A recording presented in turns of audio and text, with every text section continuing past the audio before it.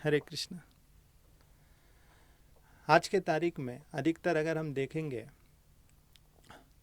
लोगों के मन में, जो लोगों के मन में धर्म के प्रति अगर झुकाव है, तो उन लोगों के मन में अधिकतर ये विचार रहता है कि समाज सेवा किया जाए। तो लोग सोचते हैं कि संसार में जिस चीज़ की कमी है, जैसे रोटी, कपड़ा, मकान, ये सारे वस्तुओं को अगर दान दे दिया जाए तो सबसे बड़ा समाज सेवा है। तो कुछ लोगों के मन में ये विचार है कि अनाथ आश्रम में बच्चे लोगों के लिए व्यवस्था करना, या अस्पताल में दान दक्षिणा देना, मरीजों का इलाज करना, अनेक प्रकार के, नाना प्रकार के लोग समाज सेवा इस प्रकार करना चाहते हैं। वास्तविकता इस सभी से सबसे एक ऊंचा समाज सेवा है, जिसके विषय में उसे जानकारी रखना ज़रूरी है। जैसे समाज सेवा यानी कि अर्थात समाज के वातावरण को शुद्ध करना। तो ये कैसे हो सकता है? आज के तारीख में रोटी, कपड़ा, मकान की किसी चीज़ की कमी नहीं है।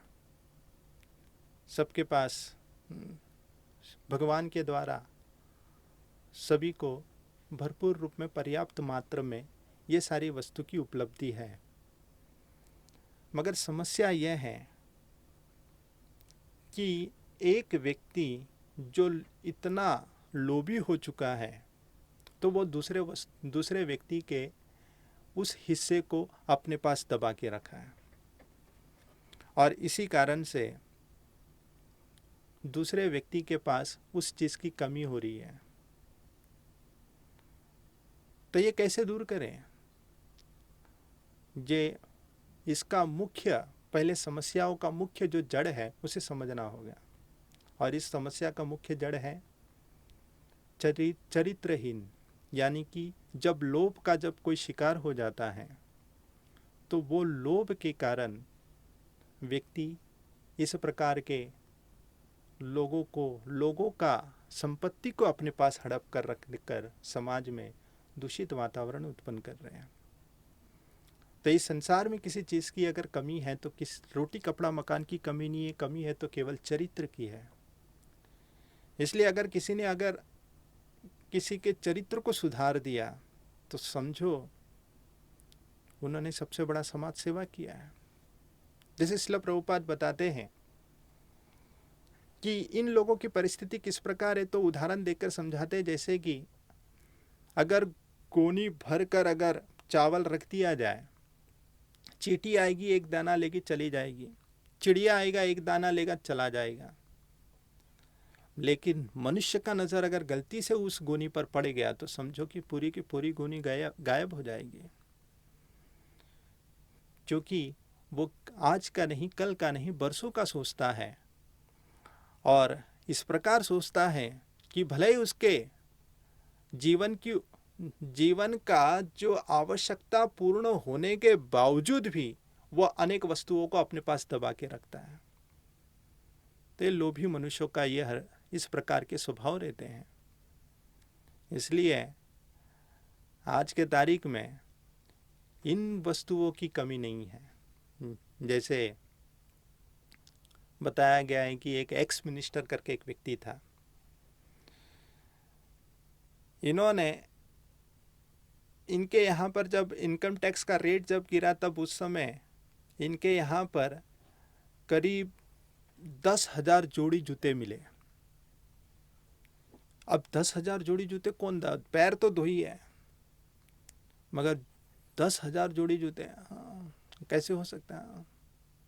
अब ऐसे भी नहीं कि उनके पास कुछ विराट रूप है, मगर उनके अंदर इतना लोभ भर चुका है वो लोभ उनका इतना विराट रूप में विशाल हो चुका है कि दूसरे की संपत्ति को भी अपने पास हड़प कर रखने के कारण दूसरे लोग निठल्ले, निर्धन इस प्रकार मारे जा रहे चारों दिशाओं से। तो इसीलिए इन लोगों को अगर सुधार दिया जाए तो सारी कमी, जितनी भी कमी है वो सारी कमी, जो भी कुछ समाज में पड़ा हुआ उसकी पर्याप्त उपलब्धि हो जाएगी। तो इसलिए सबसे बड़ा समाज सेवा यह है कि लोगों के चरित्र को सुधारना। आज किसी को भोजन दे देंगे, किसी गरीब को, तो कल उसके विषय में कौन सोचेगा, परसों कौन सोचेगा। किसी को कपड़ा दे दिया जाए तो वो कपड़ा क्या उसका जीवन काट लेगा? नहीं। ये सारी वस्तुएं, ये सारे प्रकार के जो सेवाएं हैं, ये समाज में क्षणिक रूप में सहयोग करेगा, लेकिन शाश्वत रूप में नहीं। इसीलिए शाश्वत रूप में अगर सेवा करने की अगर तीव्र इच्छा है तो उसे अपने स्वभाव को बदलकर औरों के स्वभाव को बदलने का सहयोग करना चाहिए। इस तरह वो समाज में सबसे बड़ा सेवा कर सकता है। तो अपने स्वभाव को कैसे बदलेंगे? अपने स्वभाव को बदलने का बड़ा ही सरल मार्ग है, और वो है ये जानना कि भगवान कृष्ण इस संसार के एकमात्र मालिक है। सारे वस्तुओं का मालिक कोई है तो वो है कृष्ण। और ऐसे विचार रखकर जो हर वस्तुओं का अगर उपयोग करता है तो वो समाज में किसी भी प्रकार का उत्पात नहीं खड़ा कर सकता। साथ ही साथ वो समाज में शुद्ध वातावरण को फैलाएगा। तो ऐसी भावना जगाने के लिए उसे प्रयास करना पड़ेगा, और प्रयास केवल हरे कृष्ण महामंत्र से होगा। इस हरे कृष्ण महामंत्र के जप के आधार पर व्यक्ति अपना ही नहीं औरों का भी कल्याण कर सकते हैं।